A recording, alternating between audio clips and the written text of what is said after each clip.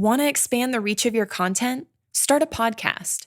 Feature industry experts on your show and leverage the influence and reach of your guests to grow your brand. Learn more at sweetfishmedia.com.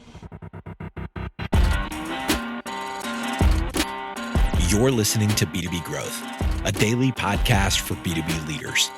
We've interviewed names you've probably heard before, like Gary Vaynerchuk and Simon Sinek, but you've probably never heard from the majority of our guests. That's because the bulk of our interviews aren't with professional speakers and authors.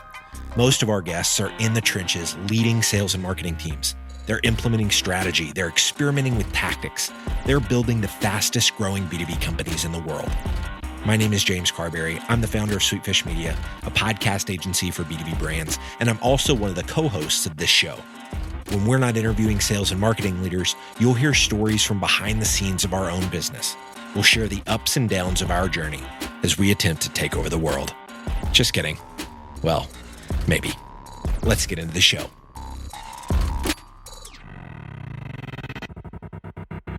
Welcome back to B2B Growth. I am your host for today's episode, Nikki Ivy with Sweetfish Media. Guys, I've got with me today Amanda Bohne, who is Vice President of Marketing at AppNeta. Amanda, how you doing today? I'm great. Thank you so much for having me. Good. You know what? I'm glad that you're here. We're going to be talking about one of my favorite subjects and one that, I like to hear about from every different angle that there is.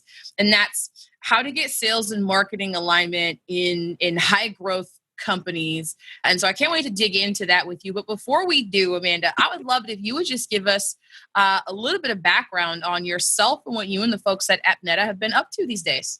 Sure. So I'm, as you mentioned, the Vice President of Marketing. So my team and I are responsible for all things marketing, from demand generation to content, PR, social, maintaining our website, product marketing, all of that good stuff.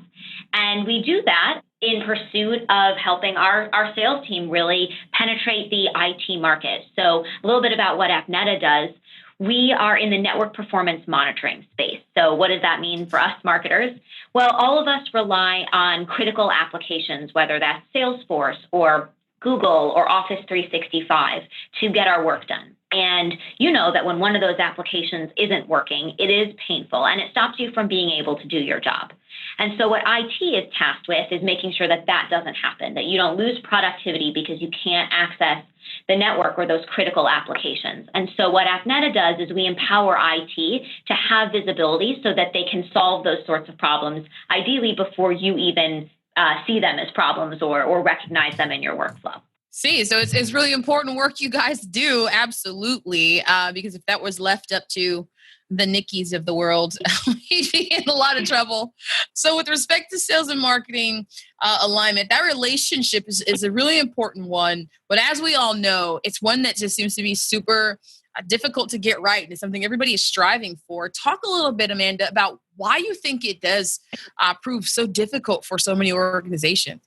Yeah, I think this is a relationship that is challenging for many organizations. And I think that's because there's such an interesting blend of cooperation and competition that happens between marketing and sales teams.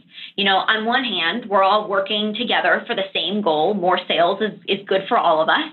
But on the other hand, it's easy to blame the other one when something doesn't go right.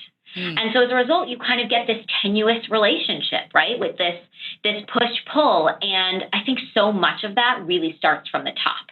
It starts from leadership and the tone that we set for our teams. Because when we set the tone that, there are, I wouldn't say enemy, hopefully nobody thinks that, but right, they're not necessarily working for the same goal as us, then that trickles down to the rest of the company. But when it works right, when we are seen as partners and everyone in the organization, both marketing and sales, feels that way, or at least functions that way, it really works for everyone.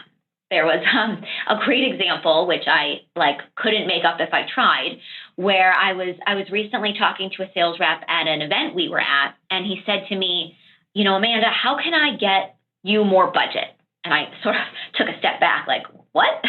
And he said, I actually trust you with the marketing budget. I trust what you're doing. I like what you're doing. And I know that if you get more budget, you're going to get me more leads. I'm going to be able to close them, and that's going to be more money in my pocket. So what can I do to get you more budget? which was, I mean, amazing. That's the dream, Wow. but Yeah. almost startling, right? Almost startling to hear that because that's so rare. And I think that that's testament to what happens when this really works right, when we see this as a symbiotic relationship. Yeah, for sure. It's interesting when you were first describing the relationship. It reminded me of my two teenage girls, which and I don't mean to mischaracterize it, right? But there's this idea that yeah, we work together, we love each other, but sometimes stuff is just hard, and there's fingers pointed when stuff goes wrong as to who's to blame. So, and I think you're right about this idea of it having to come from the top and having that tone set and modeled by the leaders of those two disciplines as far as, how folks should get along. But how? Tell us some ways that folks can help maintain those healthy relationships between marketing and sales. Yeah, for me, I think it comes down to three key things. The first, and I think, frankly, the most important, is that you can't make it about credit. Who gets credit for this deal? Is it marketing? Is it sales? Of course, we measure marketing contribution, right? I mean, that's an important part of any marketing organization is to understand what you're actually delivering. Are we contributing to the organization? So not shirking responsibility on that front by any means, but we really try to make sure that it's not about marketing versus sales. Was this only marketing or was this only sales? Because the reality is that when these things are working right, we should have multiple touch points with a potential customer. It should be a coordinated effort between marketing and sales. And so it's not one or the other. It's how do we work together? And so when we frame it as not about who gets credit, I think that goes a really long way. The second thing is just like purely operational, right? And there's a logistical element about maintaining a healthy relationship. We have weekly or bi-weekly, depending on what's going on, leadership meetings between the marketing org and the sales org to talk about programs, to make sure we're aligned on who's going to events, all of that sort of thing. And then we have sales team meetings that are held regularly, and marketing joins those meetings on occasion and pretty regularly actually, to give updates on programs and to get feedback on programs so that we're not just sharing out information, but we're actually looking to receive information and feedback from the sales team as well. So, there's just kind of the logistical element of, in order to stay on the same page, you have to actually communicate. The places where I've seen this done right, these meetings where sales folks, and it sounds so obvious, but it's just not the way people do things as far as having meetings together. But you go on, you were having you had another point to hit on this. Yeah, and I think the third thing kind of comes back to the first about not making it about credit, which is that we celebrate wins together. We recently had a cross-functional campaign that was hugely successful, and there was a sales spiff involved. And if we had hit this certain milestone, we were taking the sales team out to, like an afternoon of billiards and bowling and food and drink and stuff like that. And we really took a step back and we said, wait, why are we only including the sales team? This was a wholly cross-functional effort. And so we broadened it up and we included marketing. We included other key teams that participated in that. And I think that, again, that reinforces the tone that, it's not just sales on an island. It's not just marketing on an island, but we win together. And so when we win together, we celebrate together. And that just makes everyone feel that much more excited about being willing to really partner together. That's really interesting. I've seen teams that celebrate wins together, as you just described, between marketing and sales. I haven't seen marketing included in spiffs before the way that you just described. That's one that, if I'm running the show, that I steal from you guys right away. And so what can marketing leaders do to earn trust from sales teams? I was having a conversation with a gentleman on this show a few weeks ago, and we sort of landed at that point, right? Where if you've got pushback or friction between these two groups, between marketing and sales, or particularly between sales leadership and marketing, it's because there's a lack of trust of what marketing is doing in sales' interest or toward these common goals. So yeah, talk about what marketing leaders can do to earn sales teams' trust. I think it really all boils down to feedback and transparency. To address exactly what you just mentioned, right? I mean, we have to build trust. We have to make it clear that we're in this together. And I think the way to do that is to ask for feedback Early and often. When I started right out of the gate, I met with sales leadership. I met with members of the sales team to ask for feedback. What do you want to see? What's your dream marketing campaign? What hasn't marketing been given you? And that's not to say we did every single thing, but there were a lot of great ideas in there, and that helped point me in the right direction. There were a lot of quick wins, frankly, that we were able to do that helped us establish credibility quickly. And this isn't something that you have to do only when you first start a job. I mean, I think any of us can do this at any time. It just takes a little bit of effort to actually reach out to people and keep an open mind about what they're going to share with you. And I think, being transparent about what we're doing. Not all marketing programs work. That's just the reality of it. And we have to be honest about it. Otherwise, we lose credibility. So, for example, we did a program recently that was something new. It was a direct mail program. We had never done it before. And so when we met with the sales team to brief them on this, we said, here's what's happening. Here's what we expect to see. Here's what we're expecting of you. Here are the areas where, frankly, we're not really sure exactly what to expect. We have these assumptions, and this is kind of what we planned for, but we're not actually sure exactly how this component of it is going to, what sort of results we're going to see. And I think that really was helpful, as maybe counterintuitive as that sounded, because, we're all imperfect and not all marketing programs work. And if we act like we're infallible and that every program is going to be a gift from God that's going to bestow, leads unto you, right? I mean, that's just not how it happens. And so we kind of lose credibility if we act like everything is always going to work. And I think showing a little bit of vulnerability, being transparent about what we're looking for from them to help us vet out, is this something that's going to work for us, really goes a long way. Yeah, I think so. I mean, is there a flip side of that, though, as far as what sales teams can do to earn the respect of their marketing team, or the trust of their marketing team, that is? Yeah, I definitely think so. I think that absolutely goes both ways. For them, it's really being willing to share that feedback. I think so often, right, as marketers, we're here, these leads were crap. These leads were no good. This event was terrible. Okay, if you can't tell me why they're crap, then that makes it nearly impossible for us to better target them in the future, right? Were the companies, too small? Were they the wrong people? Was it that, our follow-up campaign was wrong? I think, feedback goes both ways, and it's our job as marketers to ask for it, but it's also, sales' role to be able to be specific and actionable with that feedback. Does that make sense? Yeah, I think you're absolutely right. I just wanted to make sure we were keeping it equitable here, because a lot of the time, the way that these conversations go is, they do put a lot of the onus on marketing. I feel like a lot of time we're always asking marketing folks to, justify their existence, so to speak, justify their budget in a way that we don't ask of salespeople.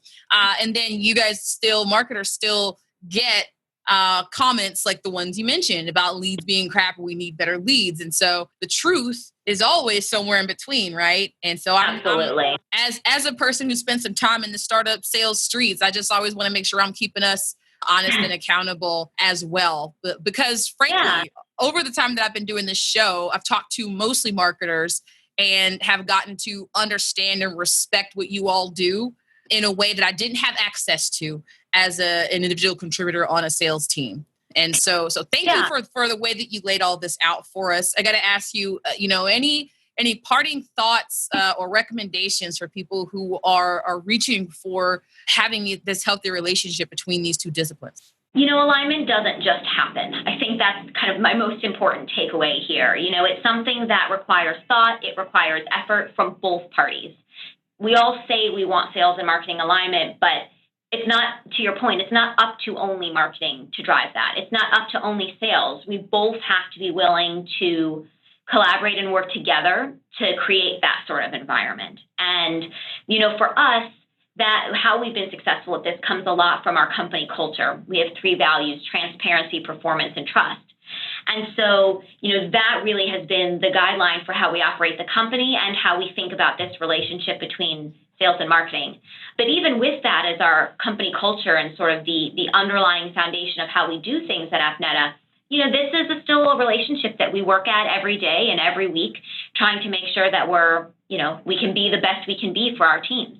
So I think, this isn't a one and done conversation that you have with your counterpart in marketing or sales, but it's something that's, an everyday effort to really make it successful.